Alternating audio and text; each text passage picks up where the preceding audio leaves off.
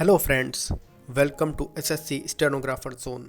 500 शब्दों का यह डिक्टेशन आपको 100 शब्द प्रति मिनट की गति से बोला जाएगा।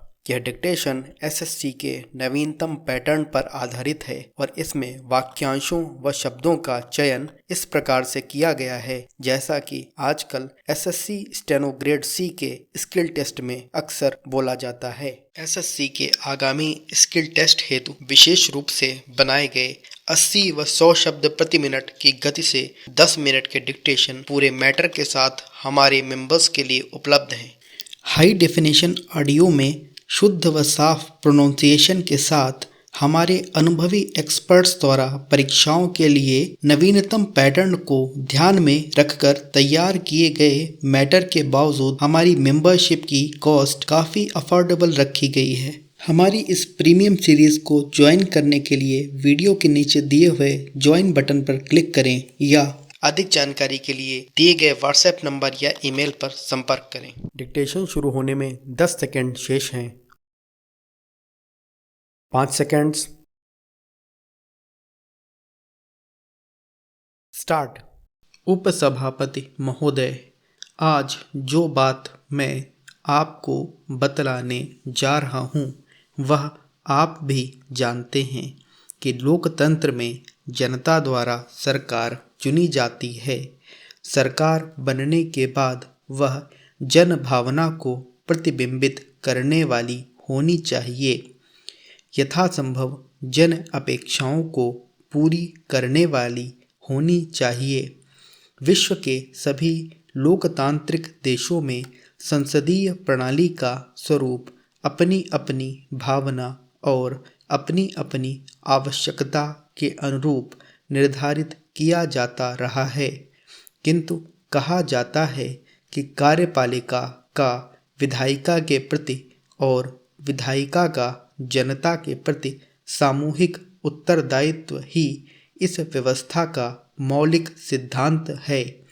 जहां एक तरफ प्रजातांत्रिक प्रणाली के साथ साथ संसद एवं विधान मंडलों का कार्यभार बढ़ने लगा और दूसरी तरफ कई कारणों से इस बढ़ते हुए कार्यभार को सदन द्वारा निपटाना असंभव लगने लगा है।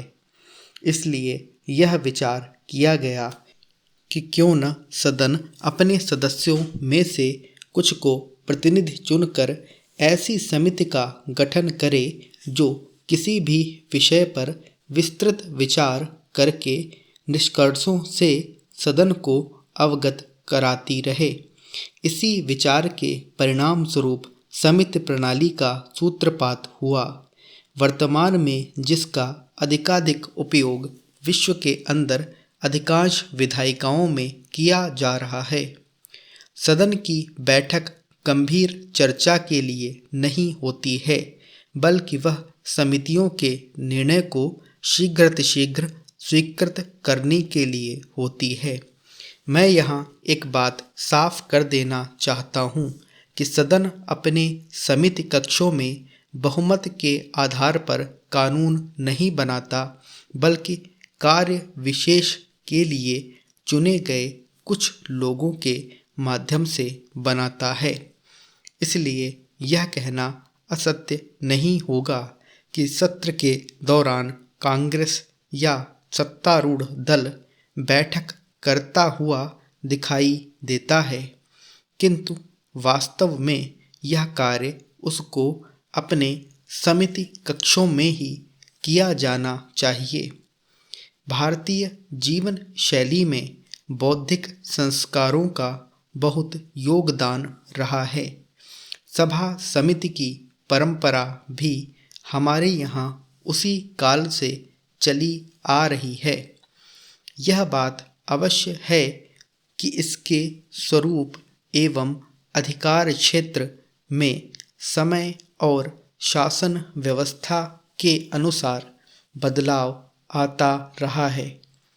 आधुनिक शासन व्यवस्था के अनुरूप समिति प्रणाली कब कैसे शुरू हुई, इसका श्रेय यकीनन अंग्रेज़ों को जाता है।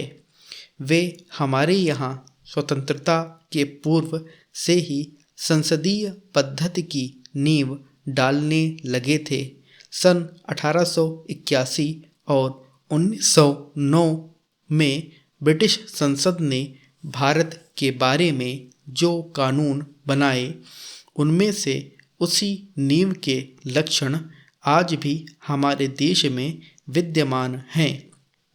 सन 1919 के सुधारों द्वारा जो परिवर्तन हुए थे, उसमें विधानमंडलों के गठन के लिए कुछ सैद्धांतिक आधार पर तैयार किए गए थे। वित्तीय समितियों को गठित करने का सुझाव इन्हीं सुधारों का एक अंग था। उस समय 5 संसदीय समितियों का गठन किया गया था। लोक लेखा समिति इनमें से एक है। उसके पश्चात समिति प्रणाली में क्रमिक रूप से सुधार होते रहे और इनका महत्व भी बढ़ता चला गया। महोदय, भारतीय समाज में महिलाएं लगभग 50% हैं, जो अशिक्षा, पिछड़ापन, रूढ़िवादिता, धार्मिक कट्टरता, शोषण के कारण समाज जड़ स्थिति में रहा है। स्टॉप। दोस्तों, आशा है आपने इस डिक्टेशन को अच्छी तरह से लिख लिया होगा। बेहतर गति और गलतियों को कम करने के लिए इसे पढ़कर मैटर के साथ मिलान जरूर करें और यदि संभव हो तो टाइप भी करें। मैटर का लिंक आपको पिन्ड कमेंट व डिस्क्रिप्शन में मिल जाएगा। किसी भी तरह की हेल्प के लिए आप हमारे टेलीग्राम चैनल को भी ज्वाइन कर सकते हैं। डिक्टेशन कैसा रहा हमें कमेंट में जरूर बताएं। और हाँ, यदि आप एसएससी का स्किल टेस्ट देने जा रहे हैं तो एसएससी के आगामी स्किल टेस्ट हेतु विशेष रूप से बनाए गए 80 व 100 शब्द प्रति मिनट की गति से 10 मिनट के डिक्टेशन पूरे मैटर के साथ हमारे मेंबर्स के लिए उपलब्ध हैं। अधिक जानकारी के लिए दिए गए व्हाट्सएप नंबर या ईमेल पर संपर्क करें।